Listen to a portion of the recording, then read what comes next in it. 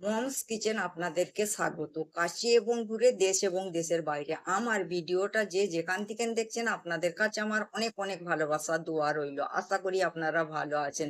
আজ আমি আপনাদের সঙ্গে শেয়ার করব আমি বাড়িতে যেভাবে বানাই ওটাই আজকে আপনাদের সঙ্গে শেয়ার করব।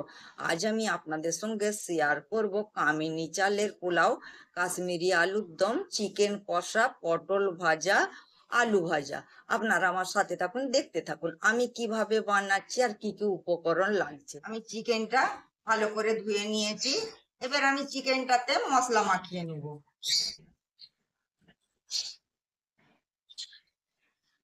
টক দই 3 চামচ দিয়ে দিলাম। আদা রসুন ধনে জিরে গোলমরিচের পেস্ট, এটা আমি 3 চামচ দিয়ে দিলাম।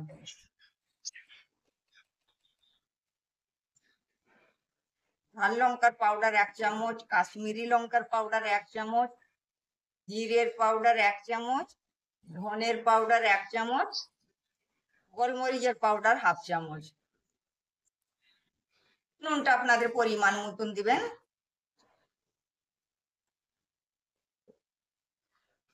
আর একটু গোলাপ পানি, একদম অল্প গোলাপ পানি দিতে হবে। এবার আমি হাতের সাহায্যে মেখে নেবো। মশলাটা মাখানো হয়ে গিয়েছে, আমি 15 মিনিটের জন্য ঢেকে দিলাম। আমি একটা কড়াই বসিয়ে দিয়েছি, কড়াইটা আমার গরম হয়ে গিয়েছে, তেল দিয়ে দিয়েছি, তেলটা আমার গরম হয়ে গিয়েছে বন্ধুরা। আর আমি পটল আর আলুতে নুন হলুদ আর ঝালের পাউডার মাখিয়ে নিয়েছি। এবার আমি আলুগুলো প্রথমে ভেজে নেব।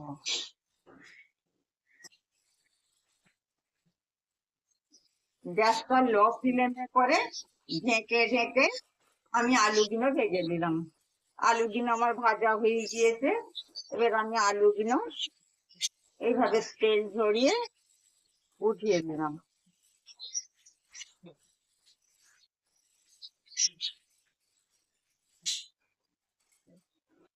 এই তেলের মধ্যে আমি এবার পটলগুলোকে ভেজে নেব।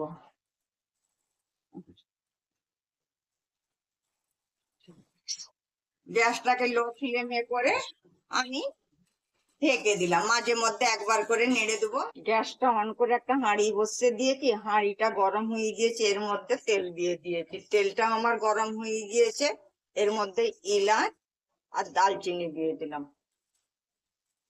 দুটো তেজপাতা দিয়ে দিলাম।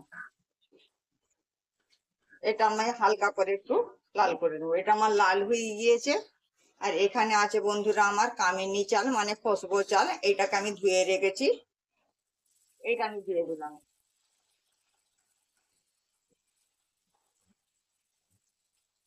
এই চালটাকে আমি ভালো করে কষিয়ে নেব। আর ভালো করে কষিয়ে আমি পানি দিয়ে দিয়েছি বন্ধুরা। এই গামলাটার 1 গামলা চাল আমি 2 গামলা পানি দিয়েছি, মানে যতটা চাল তার ডবল পানি দিতে হবে। নুন দিয়ে দিলাম, নুনটা আপনাদের পরিমাণ মতন দিবেন। আর ঢেকে দিলাম, মাঝে মধ্যে একবার করে দেখবো। পটলটা আমার ভাজা হয়ে গিয়েছে, পটলটা আমি এবার উঠিয়ে নেবো। পটলটা উঠিয়ে নিয়ে বন্ধুরা পেঁয়াজটা ভেজে নেবো। আমি গ্যাসটা অন করে একটা কড়াই বসিয়ে দিয়েছি, কড়াইটা আমার গরম হয়ে গেছে, এতে তেল দিয়ে দিয়েছি, তেলটাও আমার গরম হয়ে গিয়েছে। এবার আমি এই আলুটাই নুন মেখে আলুটা ভেজে নেবো। আমার ভাতের পানিটা মরে যেতে আমি অল্প ঘি দিয়েছি, আর পেঁয়াজের বেরেস্তাটা একটু চিনি দিয়ে মুলে দিয়েছি। আমি পুরো ভিডিও দেখাচ্ছি না বন্ধু, ভিডিওটা বড় হয়ে যাবে বলে আমি পুরো ভিডিওটা দেখাচ্ছি না। ভাতটাও আমার হয়ে গিয়েছে, কামিনী চালের পোলাওটাও আমার হয়ে গিয়েছে। আমি লঙ্কা পেঁয়াজ লাল করে নিয়েছি বন্ধুরা। আর চিকেনটাতে আমি মশলা মাখিয়ে রেখেছিলাম আগে থাকতে। লঙ্কা পেঁয়াজ লাল হয়ে গেছে, চিকেনটা দিয়ে দিলাম। চিকেনটা দিয়ে আমি 2 মিনিট ভালো করে কষিয়ে নেবো।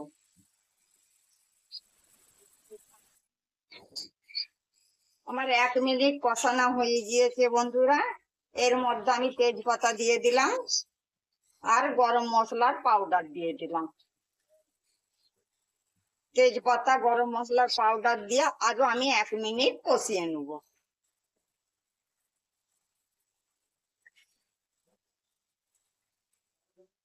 আমার ভালো করে কষানো হয়ে গিয়েছে।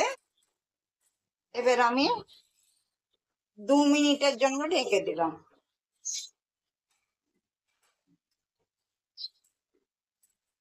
আমার চিকেন রান্না পুরো রেডি।